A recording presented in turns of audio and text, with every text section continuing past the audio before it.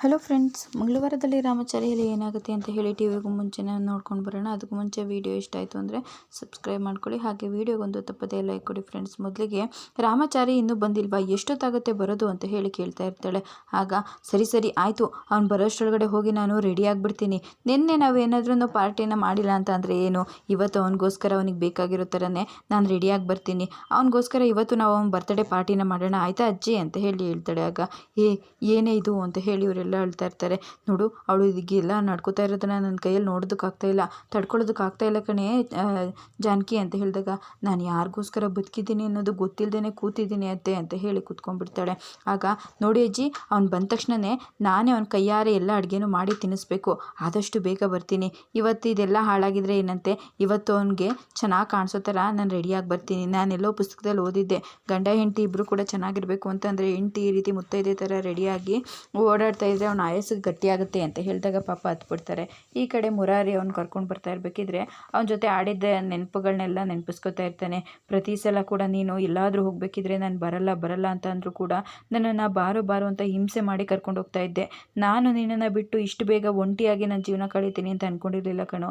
ನಾನು ಧೈರ್ಯವಾಗಿ ಎಲ್ಲದಕ್ಕೂ ನಿನ್ನ ಜೊತೆ ಯಾಕೆ ಬರ್ತಿದ್ದೆ ಅಂದರೆ, ನನ್ನ ಅಣ್ಣನಾಗಿ ನನ್ನ ಜೊತೆ ಗೆಳೆಯನಾಗಿ ನೀನು ಇರ್ತಿದ್ದೆ. ನಾನು ಎಲ್ಲ ಕಷ್ಟ ಸುಖದಲ್ಲೂ ನೀನು ಭಾಗಿಯಾಗ್ತಿದ್ದೆ. ನನ್ನ ಸಾವಿನ ದವಡೆಯಿಂದ ಕಾಪಾಡ್ಕೊಂಡು ಬಂದಿರೋನು ನಿನ್ನ ತಮ್ಮ.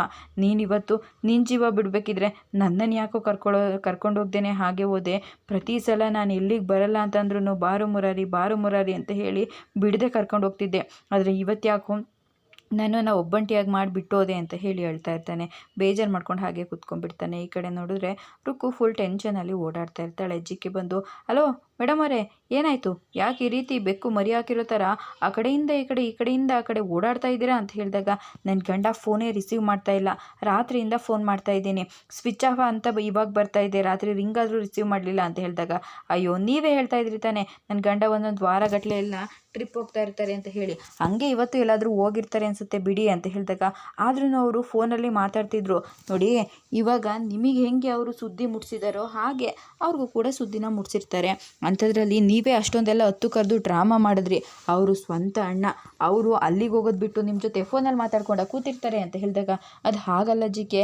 ಅಯ್ಯೋ ಮೇಡಮರೇ, ನೀವೇನು ಮೇಡಮರೇ, ಅಲ್ಲಿಗೆ ಹೋಗ್ಬೇಕಲ್ವ ನೀವು, ಅದನ್ನು ಬಿಟ್ಟು ಇಲ್ಲಿ ಎಂಜಾಯ್ ಮಾಡ್ಕೊಂಡು ಪಾರ್ಟಿ ಅಂತ ಕೂತಿದ್ದೀರಾ. ನಿಮ್ಮ ಗಂಡ ನಿಮ್ಮನ್ನು ಕಾಯ್ದೇನೆ ಅಲ್ಲಿಗೆ ಹೋಗಿದ್ದಾರೆ ಅಷ್ಟೇ ಅಂತ ಹೇಳಿದಾಗ, ಆದರೂ ನನ್ನ ಫೋನ್ ರಿಸೀವ್ ಮಾಡಬೇಕಾಗಿತ್ತು, ನಾವಿಬ್ಬರು ಜೊತೆಗೆ ಹೋಗಬೇಕಿತ್ತು. ಯಾಕಂದರೆ ನಾನಿಲ್ಲಿ ಹೋಗ್ತಾ ಇರೋದು ಅವಳದು ಸಂಸಾರ ಎಲ್ಲ ಹಾಳಾಗೋಯ್ತಲ್ಲ ಅಂತ ಹೇಳಿ ನೋವಿಂದ ಹತ್ತು ಕರೆಯೋದಕ್ಕಲ್ಲ. ಅವಳು ಮುತ್ತೈದೆತನ ಅನ್ನೋದು ಎಲ್ಲ ನನ್ನ ಕೈಯಿಂದನೇ ಹೋಯ್ತಲ್ವಾ. ಅವಳ ಮನೆಗೆ ಐಶ್ವರ್ಯ ಸಂಪತ್ತು ಎಲ್ಲನೂ ತೊಗೊಂಡು ಬಂದಿದ್ದಾಳೆ ಅಂತ ಹೇಳಿ ಬೀಗ್ತಿದ್ಲು. ಇವತ್ತು ರಾಮಚಾರಿ ಸಾವಿಗೆ ಕಾರಣನೂ ಅವಳೇ ಆದ್ಲು ಅಂತ ಹೇಳಿ ಇಡೀ ಮನೆಯವರೆಲ್ರಿಗೂ ಕೂಡ ಅವಳಿಗೆ ಶಾಪ್ ಆಗಬೇಕು. ಅವಳು ಮುತ್ತೈದೆತನ ಅಳಿಸೋಗೋದನ್ನು ನಾನು ನೋಡಬೇಕು, ಆ ಖುಷಿನ ನಾನು ಸಂಭ್ರಮ ಪಡಬೇಕು ಅಂತ ನಾನು ಹೋಗ್ತಾ ಇರೋದು ಅಂತ ಹೇಳಿದಾಗ, ಹಬ್ಬಬ್ಬಬ್ಬಬ್ಬ, ಅವತ್ತು ನೀವು ಒಬ್ಬರೇ ತಾನೇ ಅವನ್ನ ಮುಗಿಸೋದಕ್ಕೆ ಆ ರೆಡ್ ರೋಸ್ ಜೊತೆ ಹೋಗಿದ್ದು, ಹಾಗೆ ಇವತ್ತು ನೀವು ಒಬ್ಬರೇ ಹೋಗಿ ಅಂತ ಹೇಳಿ ಹೇಳ್ತಾ ಇರ್ತಾಳೆ. ಈ ಕಡೆ ಪಾಪ ಇವರಿಬ್ಬರು ಬೇಜಾರು ಮಾಡಿಕೊಂಡು ಹತ್ಕೊಂಡು ಕೂತಿರ್ತಾರೆ. ಅಷ್ಟರಲ್ಲಿ ನೋಡಿದ್ರೆ ಎಲ್ಲ ವಿಚಾರನೂ ಹೇಳ್ಬಿಟ್ಟಿದೆಯಾ ಅಲ್ವಾ, ನಾವು ಈ ವಿಚಾರನ ಹೇಳ್ಬಿಡೋಣ ಜಾನಕಿ ಅಂತ ಹೇಳ್ತಾರೆ. ಅಷ್ಟರಲ್ಲಿ ಚಾರು ಬಂದು ನಿಂತ್ಕೋತಾಳೆ. ಆಗ ಅತ್ತೆಮ್ಮ ಅಂತ ಹೇಳ್ತಾಳೆ. ಇಬ್ಬರು ನೋಡಿ ಫುಲ್ ಶಾಕ್ ಆಗಿಬಿಡ್ತಾರೆ. ಆಗ ಹೇಗೆ ಕಾಣಿಸ್ತಾ ಇದ್ದೀನಿ ಅತ್ತೆಮ್ಮ, ಚೆನ್ನಾಗಿ ಕಾಣಿಸ್ತಾ ಇದ್ದೀನಿ. ನಾನು ಆವಾಗಲೇ ಹೇಳಿದೆ ಅಲ್ವಾ, ನಾನು ಯಾವುದೋ ಪುಸ್ತಕದಲ್ಲಿ ಓದಿದ್ದೀನಿ ಅಜ್ಜಿ, ಹೆಣ್ಮಕ್ಳು ಈ ರೀತಿ ಸೀರೆ ಉಟ್ಕೊಂಡು ಹೂವು ಬಳೆ ಎಲ್ಲ ಮುತ್ತೈದೆ ಥರ ಯಾವಾಗಲೂ ಚೆನ್ನಾಗಿ ರೆಡಿಯಾಗಿತ್ತು ಅಂತಂದರೆ ಗಂಡನ ಆಯಸ್ಸು 100 ವರ್ಷಕ್ಕಿಂತ ಜಾಸ್ತಿ ಇರುತ್ತೆ ಅಂತ ಹೇಳಿ. ನನ್ನ ರಾಮಚಾರಿ ವಯಸ್ಸು ಅಷ್ಟೇ 100 ವರ್ಷ ಅಲ್ಲ, 200 ವರ್ಷನೂ ಖುಷಿಯಾಗಿರಬೇಕು. ಅದಕ್ಕೆ ನಾನು ಯಾವಾಗಲೂ ಇಷ್ಟು ಚೆನ್ನಾಗಿ ರೆಡಿ ಆಗೋದು ಅಂತ ಹೇಳಿ ಹೇಳ್ತಾ ಇರ್ತಾನೆ. ಚಾರು ಅಂತ ಹೇಳಿ ಹೇಳ್ತಾ ಇರ್ತಾಳೆ. ಅತ್ತೆಮ್ಮ, ನೆನ್ನೆ ನಾನು ಅವನಿಗೆ ಪ್ರೀತಿಯಿಂದ ಊಟ ಮಾಡಿ ತಿನ್ನಿಸ್ಬೇಕು ಅಂತ ಹೇಳಿ ಎಷ್ಟು ಆಸೆ ಪಟ್ಟಿದ್ದೆ, ಆದರೆ ಅವನು ಬರೋಷ್ಟೊಳಗಡೆ ಮಲ್ಕೊಂಡ್ಬಿಟ್ಟಿದ್ದೀನಿ ನಾನು ಅಂತ ಹೇಳಿ ಎಬ್ಬಿಸ್ದೆ ಹಾಗೆ ಹೋಗ್ಬಿಟ್ಟಿದ್ದಾನೆ. ಇವಾಗ ನಾನೇ ನನ್ನ ಕೈಯಾರೆ ಅವ್ನಿಗೆ ಇಷ್ಟ ಆಗುವಂಥ ಎಲ್ಲನೂ ಮಾಡ್ತೀನಿ. ಅವರೆಕಾಳು ಹಾಕಿ ಉಪ್ಪಿಟ್ಟು ಮಾಡ್ತೀನಿ, ಮಾವಿನಕಾಯಿ ಚಿತ್ರಾನ್ನ ಮಾಡ್ತೀನಿ, ಬೆಳಗ್ಗೆ ತಿಂಡಿಗೆನೇ ಇವತ್ತು ಒಬ್ಬಟ್ಟು ಮಾಡಿಬಿಡ್ತೀನಿ, ಅವ್ನು ಬಂದ ತಕ್ಷಣವೇ ನಾನೇ ಕರೆದು ತಿನ್ನಿಸ್ಬೇಕು ಅಂತ ಹೇಳಿ ಹೇಳ್ತಾರೆ. ಆಗ ಸರಿ ಆಯಿತು ಅತ್ತೆಮ್ಮ, ನನಗೆ ಹೊತ್ತಾಗ್ಬಿಡುತ್ತೆ, ನಾನು ಹೋಗ್ತೀನಿ ಅಂತ ಹೇಳಿ ಹೋಗ್ತಾಳೆ. ಆಗ ಜಾನಕಿ ಈ ವಿಚಾರನ ಅವಳಿಗೆ ಹೇಗೆ ಹೇಳಬೇಕು ಅಂತ ನನಗೆ ಭಯ ಆಗ್ತಾ ಇದೆ ಕಣೆ. ಅವಳು ಪ್ರತಿ ಸಲ ನನ್ನ ಗಂಡ ಬರ್ತಾನೆ ಅಂತ ಕಾಯ್ತಾ ಇದ್ದೀನಿ ಅಂದಾಗ ಹುಚ್ಚಿಡ್ದಂಗೆ ಆಗ್ತಾ ಇದೆ. ಹೇಗಾದರೂ ಮಾಡಿ ಆ ವಿಚಾರನ ಹೇಳೋಣ ಕಣೆ ಅಂತ ಹೇಳಿದಾಗ, ನಾನು ಯಾರಿಗೋಸ್ಕರ ಬದುಕಿದ್ದೀನಿ, ಯಾಕೆ ಬದುಕಿದ್ದೀನಿ ಅಂತ ಗೊತ್ತಿಲ್ಲದೆ ಕೂತಿದ್ದೀನಿ ಅತ್ತೆ. ಇವಾಗ ಹೋಗಿ ನಾನು ಈ ವಿಚಾರನ ಅವಳ ಮುಂದೆ ಹೇಳಬೇಕು ಅಂತಂದರೆ ಅವಳು ಹೇಗೆ ತಡ್ಕೋತಾಳತ್ತೆ? ಆಗಲ್ಲ, ನನ್ನ ಕೈಯಿಂದ ಮಾತ್ರ ಖಂಡಿತವಾಗ್ಲೂ ಆಗಲ್ಲ ಅತ್ತೆ ಅಂತ ಹೇಳ್ತಾಳೆ. ಹೇಗೆ ಪಾಪ ಇದನ್ನೆಲ್ಲ ಹೇಗೆ ಅವಳು ಸಹಿಸ್ಕೋತಾಳೆ? ದೇವ್ರೆ, ಯಾಕಪ್ಪ ಈ ಹುಡುಗಿಗೆ ಇಂಥ ಶಿಕ್ಷೆ ಕೊಟ್ಟೆ ಅಂತ ಹೇಳಿ ಬೇಜಾರು ಮಾಡ್ಕೋತಾರೆ. ಈ ಕಡೆ ಇವಳು ಹಾಗೆ ಟೆನ್ಷನ್ ಮಾಡ್ಕೊಂಡು ಕೂತಿರ್ಬೇಕಿದ್ರೆ ಮಾನ್ಯತೆ ಅಲ್ಲಿಗೆ ಬರ್ತಾಳೆ. ಯಾಕೆ ರುಕ್ಕು ಇಷ್ಟೊಂದು ಸ್ಯಾಡ್ ಆಗಿದೆಯಾ ಅಂತ ಹೇಳಿದಾಗ, ಅಯ್ಯೋ ನನ್ನ ಗಂಡ ರಾತ್ರಿಯಿಂದ ಫೋನ್ ಮಾಡ್ತಾ ಇದ್ದೀನಿ, ರಿಸೀವೇ ಮಾಡ್ತಾ ಇರಲಿಲ್ಲ, ಈಗ ನೋಡಿದ್ರೆ ಸ್ವಿಚ್ ಆಫ್ ಬರ್ತಾ ಇದೆ ಅಂತ ಹೇಳಿದಾಗ, ನೀನೇ ಹೇಳ್ತೀಯ ತಾನೆ ವಾರಾನ್ಗಟ್ಲೆ ಅವ್ನು ಟ್ರಿಪ್ಪೆಲ್ಲ ಹೋಗ್ತಾನೆ, ಕೆಲವೊಂದು ಸಲ ಫೋನಲ್ಲಿ ಮಾತಾಡ್ತಾನೆ ಅಂತ ಹೇಳ್ಬಿಟ್ಟು. ಹಾಗೆ ಆಗಿರುತ್ತೆ ಬಿಡು, ನಿನಗೆ ಫೋನ್ ಬಂದಂಗೆ ಅವನಿಗೂ ಫೋನ್ ಬಂದಿರುತ್ತೆ, ಆವಾಗ ಅವನು ಅಲ್ಲಿಗೆ ಓಡೋಗಿರ್ತಾನಲ್ವಾ, ನಿನ್ನ ಜೊತೆ ಫೋನಲ್ಲಿ ಮಾತಾಡ್ಕೊಂಡು ಕೂತ್ಕೋತಾನ ಅಂತ ಹೇಳಿದಾಗ, ನಾನು ಇದನ್ನೇ ಹೇಳಿದ್ದು ಹೆಡ್ ಮೇಡಮ್ ಅವರೇ, ಆದರೂ ಈ ಅಮ್ಮ ಫುಲ್ ಟೆನ್ಷನ್ ಆಗಿದೆ ಅಂತ ಹೇಳಿದಾಗ, ನೋಡೋರಕ್ಕೂ ಗಂಡಂದ್ರಿಗೆ ಹೆಂಡತಿ ಎಷ್ಟೇ ಇಷ್ಟ ಆದರೂ ಕೂಡ, ಎಷ್ಟೇ ಅವ್ರ ಪರವಾಗಿ ಮಾತಾಡಿದ್ರು ಕೂಡ, ಈ ಅಣ್ಣ ತಮ್ಮ ಅಪ್ಪ ಅಮ್ಮ ಅಂತ ಬಂತು ಅಂತ ಅಂದರೆ ಫಸ್ಟ್ ಪ್ರಿಫರೆನ್ಸ್ ಕೊಡೋದು ಅವ್ರ ಮನೆಯವ್ರಿಗೇನೆ. ಈ ಹೆಂಡತಿ ಅನ್ನೋ ತಾಳಿ ಸಂಬಂಧಕ್ಕಿಂತ ರಕ್ತ ಸಂಬಂಧ ಅನ್ನೋದು ತುಂಬ ದೊಡ್ಡದು ನೋಡಿ. ಇವಾಗ ಅದು ಅಲ್ಲದೆ ನಿನ್ನ ಗಂಡ ಮುಂಚೆನೇ ಹೋಗಿ ಅಲ್ಲಿ ಎಲ್ಲನೂ ನೋಡ್ಕೋತಾ ಇರ್ತಾನೆ, ಅಂಥದ್ರಲ್ಲಿ ನೀನು ಅವನ ಜೊತೆನೇ ಹೋಗಬೇಕು ಅಂತಂದರೆ ಅದು ಸೆಟ್ ಆಗಲ್ಲ. ಅವನು ಹತ್ತು ಕರೆದು ಗೋಗರಿತಾ ಇರ್ತಾನೆ, ನೀನು ನಿನ್ನ ಮನಸ್ಸಲ್ಲಿ ಖುಷಿಯಾಗಿರಬೇಕು ಅಂತ ಅಂದ್ಕೊಂಡಿರ್ತೀಯ, ಅದೆಲ್ಲ ಚೆನ್ನಾಗಿರೋದಿಲ್ಲ. ನೀನು ಹೋದ್ರೂ ಕೂಡ ಅಲ್ಲಿ ಎಂಜಾಯ್ ಮಾಡೋದಕ್ಕೆ ತಾನೇ ಹೋಗ್ತಾ ಇರೋದು ಅಂತ ಹೇಳಿದಾಗ, ಹೌದು ಸರಿ ಆಯಿತು, ನೀನು ಇಲ್ಲಿಂದ ಒಳೊಳಗಡೆ ಖುಷಿ ಪಡ್ಕೊಂಡು ಮುಖದ ಮೇಲೆ ಅಳೋ ಥರ ನಾಟಕ ಹಾಕ್ಕೊಂಡು ಹೋಗಿ ಫುಲ್ಲು ಎಂಜಾಯ್ ಮಾಡ್ಕೊಂಡು ಬಾ ಅಂತ ಹೇಳಿದಾಗ, ಇಡೀ ಪ್ರಪಂಚದಲ್ಲೇ ಮಕ್ಕಳನ್ನ ಸ್ಕೂಲಿಗೆ ಎಂಟರ್ಟೈನ್ಮೆಂಟ್ ಕೊಡ್ತಾರೆ ಹೋಗು ಅಂತ ಕಳಿಸೋ ರೇಂಜಿಗೆ ಇವಳನ್ನ ಸಾವಿನ ಮನೆ ಕಳಿಸ್ತಾ ಇರೋದು ನೀವು ಮಾತ್ರ ಅಂತ ಹೇಳಿದಾಗ, ಹೌದು ನಾನು ಅಲ್ಲಿ ಹೋಗಿ ಖುಷಿ ಪಡ್ತೀನಿ ಅಂತ ಹೇಳಿ ಹೇಳ್ತಾಳೆ. ಎಂಜಾಯ್ ರುಕ್ಕು ಡಾರ್ಲಿಂಗ್ ಅಂತ ಹೇಳಿ ಹೇಳ್ತಾಳೆ. ಈ ಕಡೆ ನೋಡಿದ್ರೆ ಪಾಪ ಇವಳು ಮಾವಿನಕಾಯಿ ಎಲ್ಲ ತುರಿದ್ಬಿಟ್ಟು ಅಡುಗೆ ಮಾಡ್ತಾ ಇರ್ತಾಳೆ. ಅಷ್ಟರಲ್ಲಿ ರಾಮಾಚಾರಿ ಬಂದಿರೋ ಥರ ಇವಳಿಗೆ ಕನಸಾಗ್ಬಿಡುತ್ತೆ. ಆಗ ಏನು ಮಾಡ್ತಾ ಇದ್ದೀರಾ ಮೇಡಮ್? ನಿಮಗೋಸ್ಕರ ಎಲ್ಲ ಮಾಡ್ತಾ ಇದ್ದೀನಿ. ನೀನು ನನ್ನ ಬೆಳಗ್ಗೆ ಯಾಕೆ ಎಬ್ಬಿಸ್ದೆ ಹೋದೆ? ನೀವು ಮಲಗಿದ್ರಲ್ವಾ, ಅದಕ್ಕೆ ನಾನು ನಿನಗೆ ಅಂತ ಹೇಳಿದಾಗ, ನೋಡು ನೀನೇನು ಮಾಡಬೇಡ, ಸುಮ್ಮನೆ ನಿಂತ್ಕೋ. ಯಾಕೆ? ನನ್ನ ಹೆಂಡ್ತಿನ ನಾನು ಮಾತಾಡಿಸ್ತೀನಿ, ಮುದ್ದು ಮಾಡ್ತೀನಿ, ಮುದ್ದು ಕೊಡ್ತೀನಿ, ಸೊಂಟನೂ ಚೂಡ್ತೀನಿ, ಅದೆಲ್ಲ ಏನು ಬೇಡ, ಮಾತಾಡಿಸು, ಮುದ್ದು ಮಾಡು, ಮುತ್ತು ಕೊಡು, ಆದರೆ ಈ ಸೊಂಟ ಚೂಟದೆಲ್ಲ ಇಟ್ಕೋಬೇಡ ಅಂತ ಹೇಳಿದಾಗ, ಚೂಡ್ತೀನಿ ರೀ ಅಂತ ಹೇಳ್ತಾಳೆ. ಇರು ರಾಮಾಚಾರಿ ನಿನಗೆ ಮಾಡ್ತೀನಿ ಅಂತ ಹೇಳಿ ಸೌಟ್ ಎತ್ಕೊಂಡು ಬಂದು ಅಲ್ಲಿ ಓಡಿಸ್ಕೊಂಡು, ಇರು ರಾಮಾಚಾರಿ ಇರು, ನೋಡು ಓಡಬೇಡ ಅಂತ ಹೇಳಿ ಮನೆ ಸುತ್ತಾ ಇರ್ತಾಳೆ. ಇವರಿಬ್ಬರಿಗೂ ಕೂಡ ಶಾಕ್ ಆಗಿಬಿಡುತ್ತೆ. ಅಯ್ಯೋ ಇವಳು ಯಾಕೆ ಹಿಂಗೆಲ್ಲ ಆಡ್ತಾ ಇದ್ದಾಳೆ? ಚಾರು ಯಾಕಮ್ಮ, ಯಾಕೆ? ರಾಮಾಚಾರಿ ಎಲ್ಲೇ ಇದ್ದಾನೆ ಅಂತ ಹೇಳಿದಾಗ, ಇಲ್ಲೇ ಬಂದಿದ್ದಾನಲ್ಲ ನೋಡಿ ಅತ್ತೆಮ್ಮ, ನಾನು ಅಡುಗೆ ಮಾಡ್ತಾಯಿದ್ರೆ ಬಂದು ನನ್ನ ಸೊಂಟ ಎಲ್ಲ ಚೂಡ್ತಾ ಇದ್ದಾನೆ, ಎಲ್ಲಮ್ಮ ಬಂದಿದ್ದಾನೆ, ಅವ್ನು ಬಂದೇ ಇಲ್ಲ ಕಣೆ ಅಂತ ಹೇಳಿದಾಗ, ಓ ಇದು ಭ್ರಮೆನಾ? ನನಗೆ ಯಾವಾಗಲೂ ಕೂಡ ರಾಮಾಚಾರಿ ಇದ್ದಾನೆ ಅನ್ನೋ ಥರನೇ ಅನಿಸ್ಬಿಡುತ್ತೆ, ನಿನ್ನೆಯಿಂದ ನೋಡಿಲ್ಲ ಅಲ್ವಾ, ಅದೇ ನನಗೆ ಭ್ರಮೆ ಆಗಿಬಿಟ್ಟಿದೆ. ಸರಿ ಆಯಿತು, ನಾನಿವಾಗ ಹೋಗಿ ಅಡುಗೆ ಮಾಡಿಬಿಡ್ತೀನಿ, ಅವ್ನು ಬಂದ ತಕ್ಷಣ ನಾನು ಅವನಿಗೆ ಊಟ ಮಾಡಿಸ್ಬೇಕಲ್ವಾ ಅಂತ ಹೇಳಿದಾಗ, ಅಯ್ಯೋ ಜಾನಕಿ ನನ್ನಿಂದ ಆಗ್ತಾಯಿಲ್ಲ ಕಣೆ ಜಾನಕಿ, ಈ ಪಾಪ ಮಗು ಗಂಡ ಬರ್ತಾನೆ ಅಂತ ಎಷ್ಟೆಲ್ಲ ಓಡಾಡ್ತಾ ಇದ್ದಾಳೆ, ಅಡುಗೆ ಮಾಡ್ತಾ ಇದ್ದಾಳೆ, ಈಗೇನಾದರೂ ಆ ಸುದ್ದಿ ಅವಳಿಗೆ ಗೊತ್ತಾಯಿತು ಅಂತಂದರೆ ಹೇಗೆ ತಡ್ಕೋತಾಳೆ? ನಡಿ ಜಾನಕಿ, ನಾವಾದರೂ ಇಬ್ಬರು ಹೋಗಿ ಈ ವಿಚಾರನ ಅವನಿಗೆ ಹೇಳೋಣ, ಇಲ್ಲಾಂದರೆ ಅಂತ ಹೇಳಿದಾಗ, ಅತ್ತೆ ನನ್ನ ಕೈಯಲ್ಲಿ ಆಗಲ್ಲ ಅಂತ ಹೇಳಿ ಹೇಳ್ತಾಳೆ.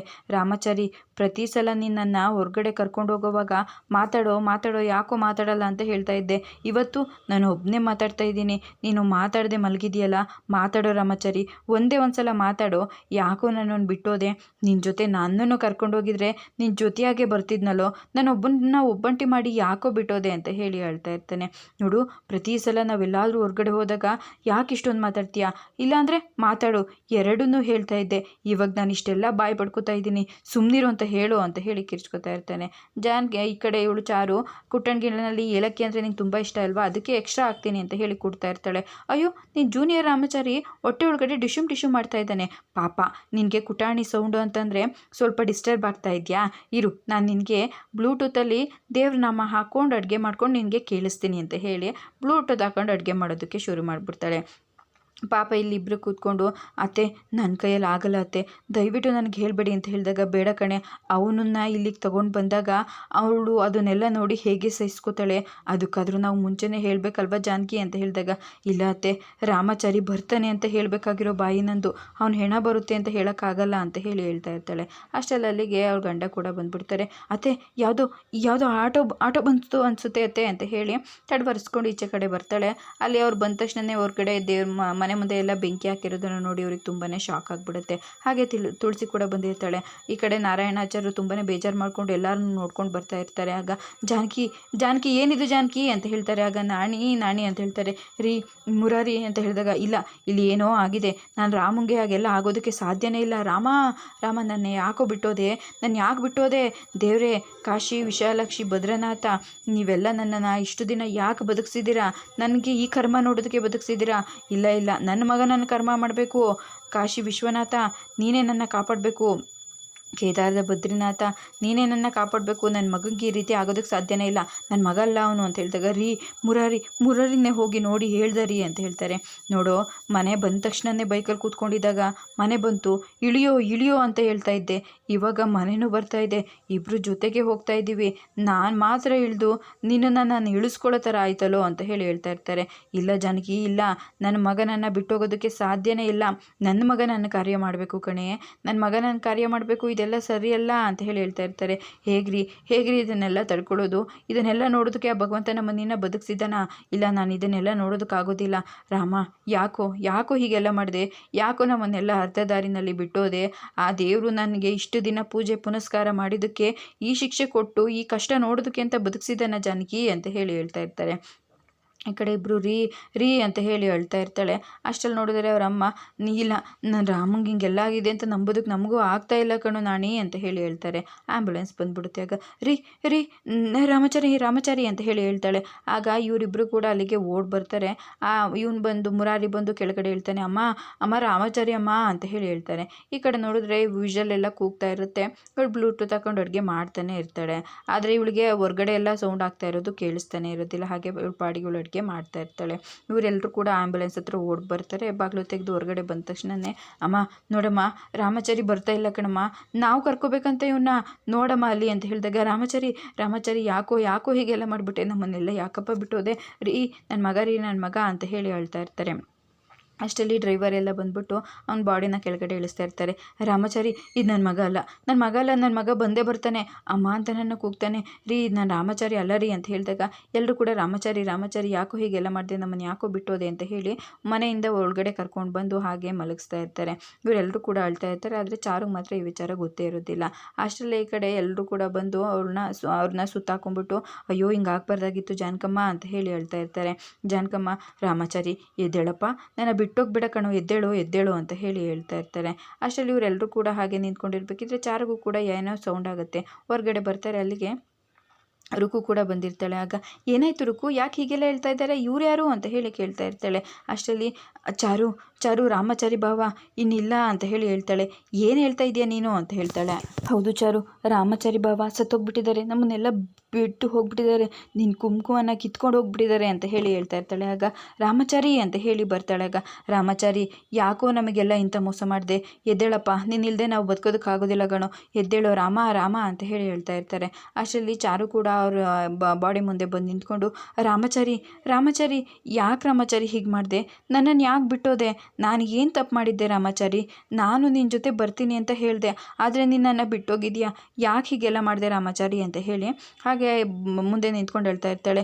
ರಾಮಚಾರಿ ನೀನಿಲ್ಲದೆ ನನಗೆ ಒಂದು ಕ್ಷಣ ಬದುಕಿರೋದಕ್ಕಾಗೋದಿಲ್ಲ ಅಂತ ಹೇಳಿ ಅವನ ಮೇಲೆ ಬಿದ್ದುಬಿಡ್ತಾಳೆ. ಆಗ ಚಾರು ಸಮಾಧಾನ ಮಾಡ್ಕೊಳ್ಳಮ್ಮ, ಸಮಾಧಾನ ಮಾಡ್ಕೊಳ್ಳೆ, ನೀನು ಇಷ್ಟೆಲ್ಲ ಗೋಗರಿಬಾರ್ದು ಕಣೆ, ನೀನು ಹೊಟ್ಟೆನಲ್ಲಿ ಮಗು ಇದೆ ಅಂತ ಹೇಳಿದಾಗ ಇಲ್ಲ ಅತ್ತೆ, ನಾನು ರಾಮಚಾರಿ ಬೇಕೇ ಬೇಕು ಅಂತ ಹೇಳಿ ಹಾಗೆ ಮೇಲೆ ಬಿದ್ದೋಗ್ಬಿಡ್ತಾಳೆ.